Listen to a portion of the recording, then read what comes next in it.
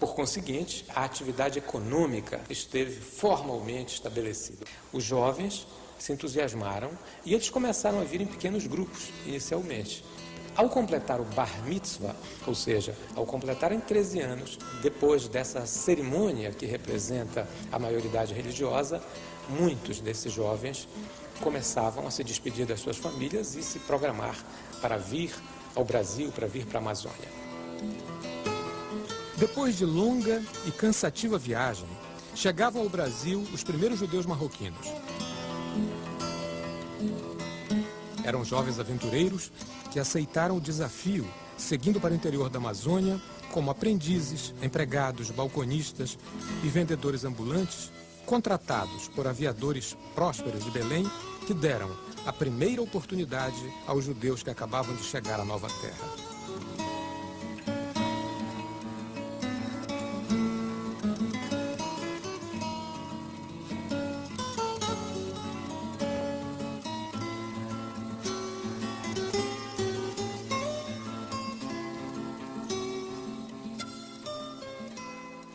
A comunidade de Belém, a comunidade judaica, foi fundada no século XIX, em 1830, mais ou menos, onde judeus do norte da África, do Marrocos especificamente, aqui aportaram e assim receberam permissão do governo da província, da época do Pará, para estabelecer comércio.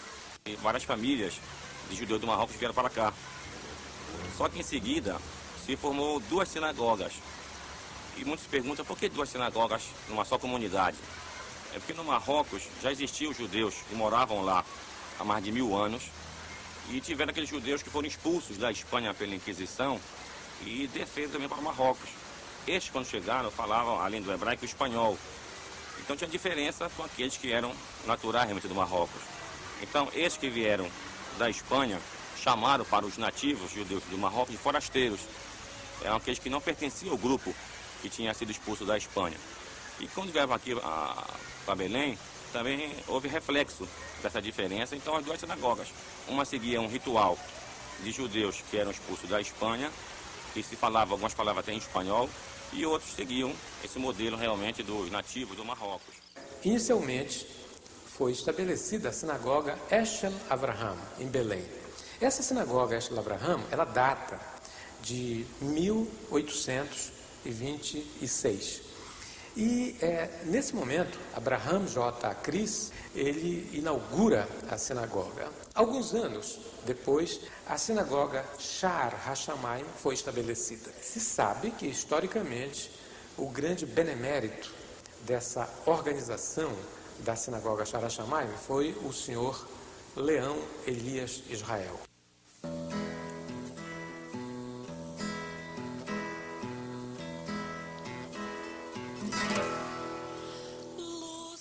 Mesmo antes das primeiras sinagogas, as práticas religiosas não foram abandonadas. Ainda receosos com o antissemitismo, já que o Brasil não permitia a liberdade religiosa nessa oportunidade, os judeus reuniam-se em casas particulares, que por imposição imperial não poderiam funcionar como templos, mas de modo íntimo e doméstico.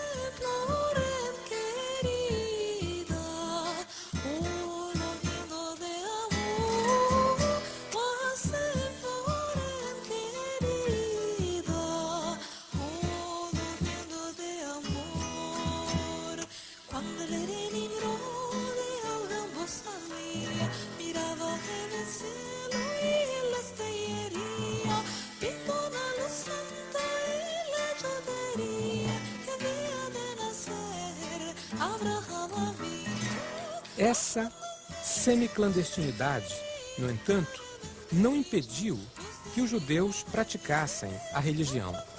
Situação que permaneceu até 1890, quando se instituiu no Brasil a plena liberdade de culto.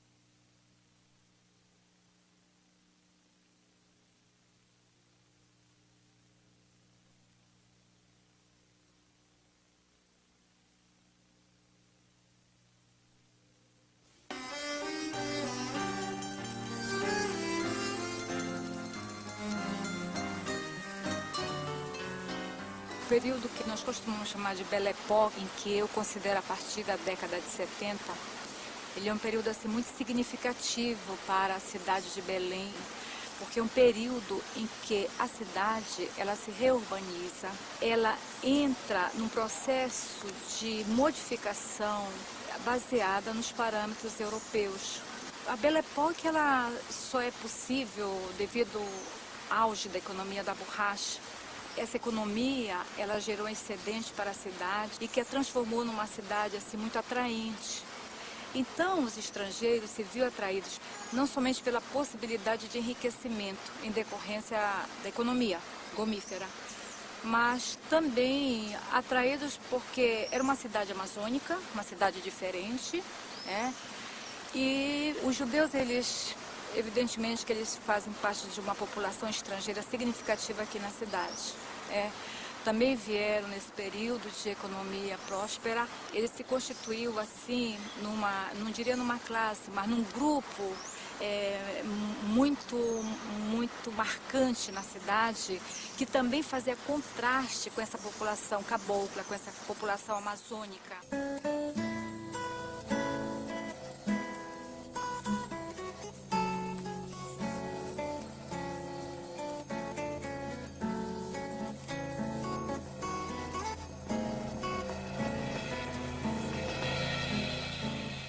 A partir de 1850, nos anos dourados do ciclo da borracha, começa uma outra fase de migração judaica para a Amazônia. Os judeus do Marrocos começam a receber cartas e chamados de seus parentes, contando as vantagens da terra e a fortuna que estava ao alcance de muitos. Desta vez, ao contrário de seu início, quando vieram apenas homens retirantes, agora a migração era composta por famílias, que, diferentes de outros grupos que vieram para o Brasil, já mostravam o desejo de permanecer na Amazônia.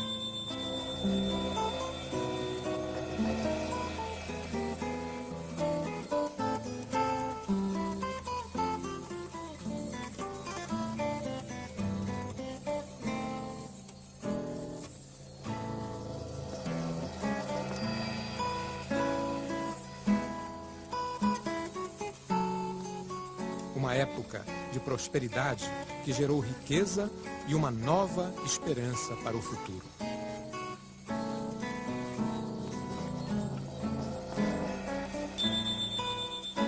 O meu pai, Zacarias Amescani, nasceu na cidade de Salé, Marrocos, no dia 20 de janeiro de 1890.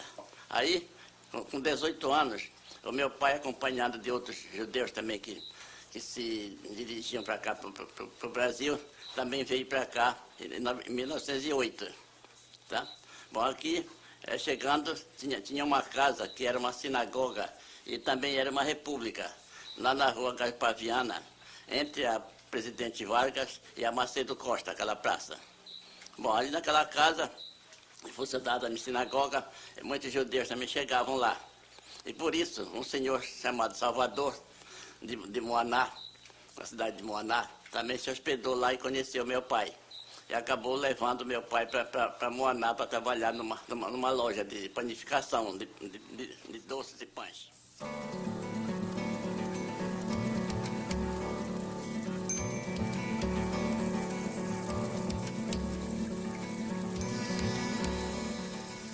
As famílias que chegavam à Amazônia seguiam para o interior, apoiadas por aviadores judeus, que já haviam prosperado com o ciclo da borracha, tanto em Belém quanto em Manaus.